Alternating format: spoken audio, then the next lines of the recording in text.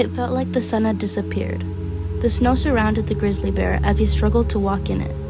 His paws ached because the snow had cemented onto his feet like glue, and it burned. The bear missed the summer, when he felt free, kissed by the sun and embraced by the flowers. It was all gone now, and he felt lost. The grizzly bear had never experienced winter before, and he was struggling to hold on to the hope that his son would come back, along with all the animals. The bear was responsible for tending to his forest. He had his own routine, and he hadn't done it in weeks. He would wake up, clean his cave of all the dirty leaves, and prepare a nice bed with flowers and grass to sleep in at night. Then he would collect his honey and berries, organizing them into groups perfectly, as he thought they should be. After collecting his food and flowers, he would go to the river and cleanse himself with the cold, refreshing water. The bear loved the water. When he was just a cub, he used to swim with his big brothers, playing for hours as the day passed by. And he and his brothers would get out of the river exhausted, then lay with Mama Bear near the fire and cuddle tightly with all his brothers to have the deepest sleep. His big brothers had moved away, so that they could lead and take care of another forest, but Grizzly Bear missed them. That's why the bear loved the water every morning. He felt cleansed thinking of his childhood and appreciated the sounds of the river. After cleansing himself, he would catch some fish.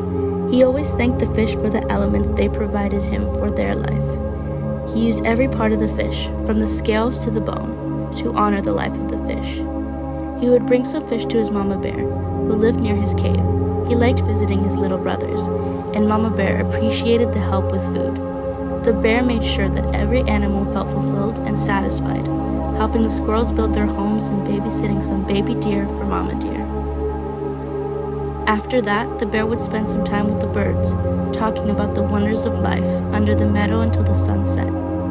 Then he would go back to his cave to lay on the flowers and start another day again. The bear was reminiscing about his routine as he walked in the snow. The river had become frozen and he couldn't swim. All the animals had disappeared, and the meadow was flooded with snow. The bear finally found someone, an owl. "Hello, Mr. Owl. Could you tell me why the forest has become cold?" said the bear. The owl looked at the bear with judgment and said, "I do not have the answers for you, bear. Why have you not tended to yourself? You look a mess." The bear stopped to think. "What have I done? I have not tended to myself or the forest. I have not cleansed myself with the water in the river, and have not caught the fish to share with Mama Bear. Why have I let myself go?" As Bear was spiraling into a panic, the owl suddenly mentioned, "Sometimes when an animal loses discipline, the world grows cold. Maybe you have caused this, bear." The owl said this because he was too proud to admit he didn't have the answers. He wanted someone to blame for the cold, frozen forest. He retorted, "The sun will come back to you when you have earned it." The bear felt shame.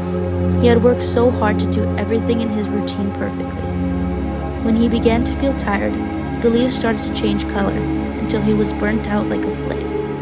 As he lost the motivation, the forest grew cold. "I'm trying. Ow, I really am. I'm just so tired."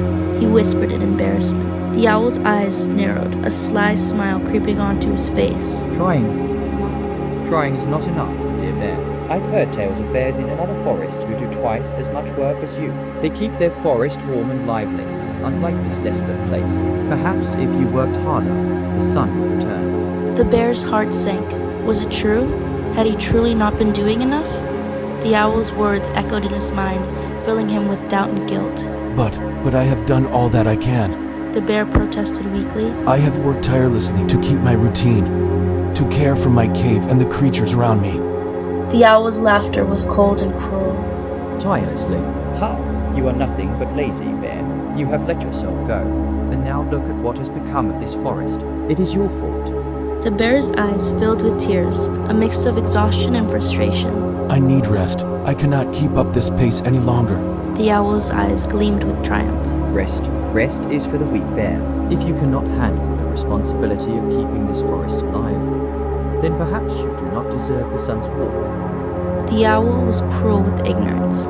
He didn't know why the world grew cold, nor was he bothered by it. He just loved to feel superior to an animal as powerful as the bear. A cruel grin appeared on his face. "Well, bear, I hope you figure this out for the sake of the forest. He said, flying away. The bear felt heavy with so many emotions. He had no more energy left to go back to his cave. He cried and cried, feeling like he was sinking in a puddle of tears. The night passed, and he felt alone and scared. A grizzly bear, an apex predator out in the wild, but now he was hopeless. He had lost his power and strength, and he had lost the sun.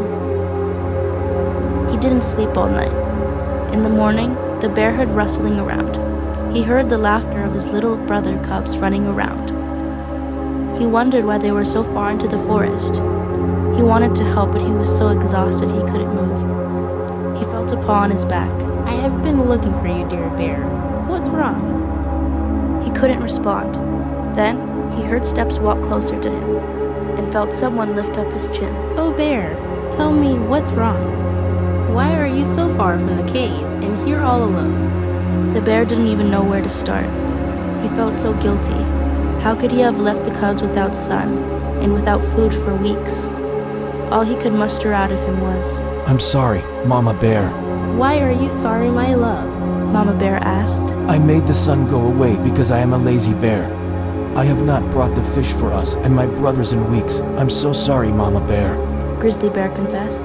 Mama Bear looked confused. Now, who told you this? You are the strongest bear I know. You have passion and desire, and your kindness has gone a long way for me, she said, trying to comfort him. Grizzly Bear interrupted. The sun is gone. Because I have grown tired of taking care of the forest. I am a weak bear. This forest deserves a stronger leader. Mama Bear embraced Grizzly Bear. The sun does not leave because you have not tended to your forest. The sun leaves because he needs a break from tending his earth. But aren't breaks for the weak, Mama Bear? Grizzly Bear asked. No, even the strongest of leaders need a break. The sun would burn out if he didn't take a break, along with all the animals. All of us close our eyes and rest during this cold time, so that we can feel ready when the sun comes back. Mama Bear explained. Thank you, Mama Bear, whispered Grizzly Bear. No, thank you, Grizzly Bear. You are a wonderful and strong leader. Now, let's walk back to your cave so you can rest. Mama Bear said, gathering all the cubs around the Grizzly Bear for one last bear hug before hiking back to the cave. Good night, Grizzly Bear. Get good rest. The sun is coming soon, Mama Bear said before leaving Grizzly Bear to get his good night's sleep. Grizzly Bear opened his eyes after a peaceful sleep. He stepped outside to feel that loving warmth on his head. The sun had returned, and so had the Grizzly Bear.